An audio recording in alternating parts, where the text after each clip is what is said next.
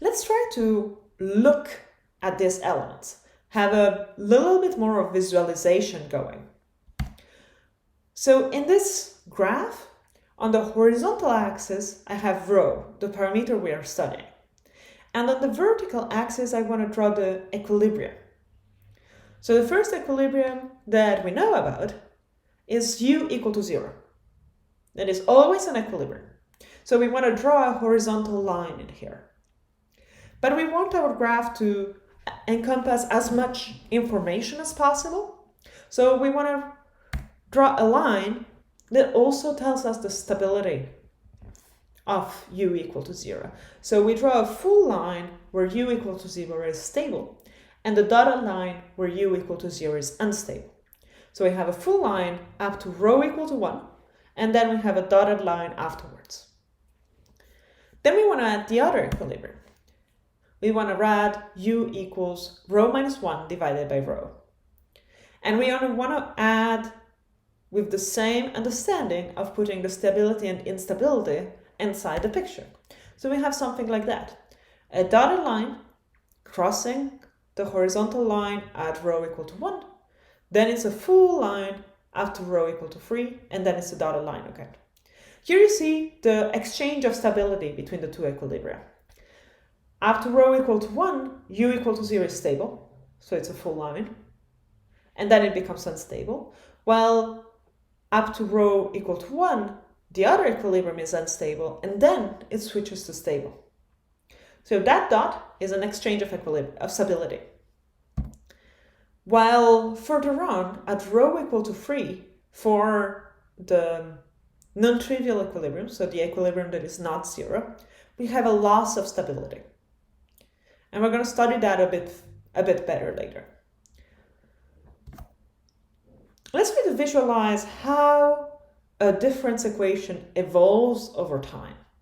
So we can draw it as un in the horizontal axis and un plus 1 in the vertical axis. Then we just have the right-hand side as a function in the middle. If you take an initial un, you read the value of f at un, and you get un plus 1. But if you draw it like this, then you have to copy-paste un plus 1 down in the horizontal axis in order to do it again. So an easier way is to consider the diagonal, the x equal to y line. And then instead of reading the value of f computed at un on the vertical axis, we can project it on the diagonal and then read it on the bottom axis. It's the same value because we'll write it on the diagonal. But this allows us to immediately use the value of un plus 1 to read the next value of our difference equation, un plus 2. And then we can do un plus 3 and so forth. This visualization also helps us finding the equilibria, because an equilibrium is exactly where our f, our right-hand side, crosses the diagonal. So let's try to use this visualization technique to look at the logistic difference equation.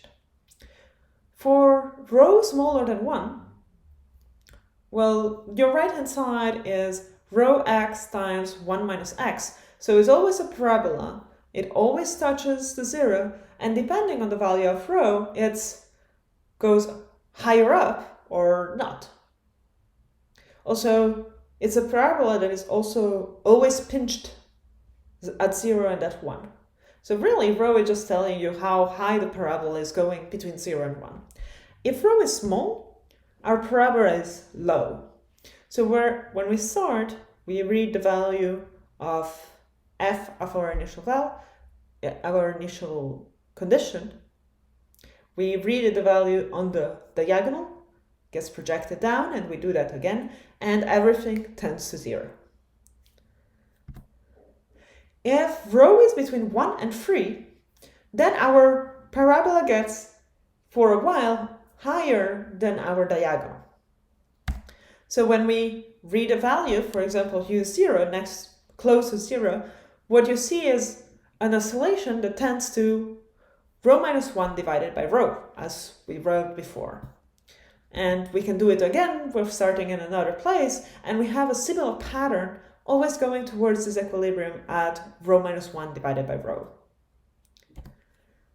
If we get higher than 3, but still not too far high, then you can visualize this as u0 starting somewhere and then going towards the crossing between the diagonal and our parabola, but never really getting there. It starts like tending to a rectangle and gets stuck there. It tends towards a situation in which you have un plus 2 equal to un. This is called a 2 cycle.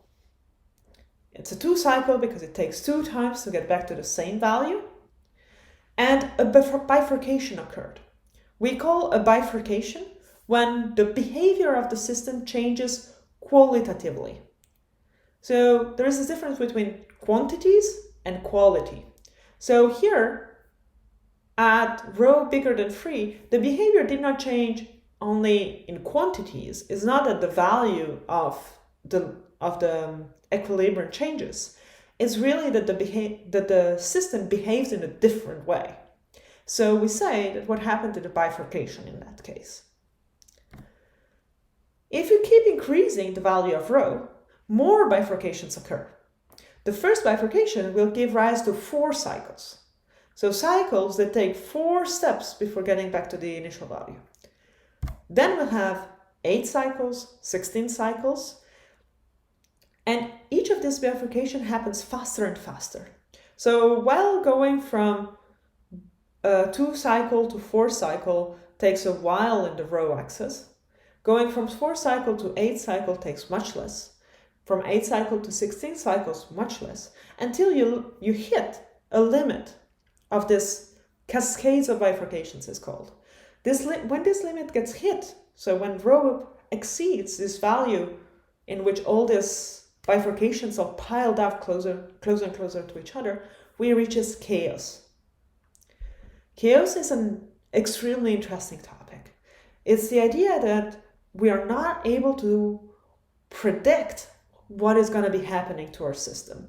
One way of defining chaos is that if you're studying the sequence starting at u0 and the sequence starting just next to it at u0 plus epsilon, with epsilon extremely small, they become extremely different in a short amount of time. This is called sensitivity to initial conditions.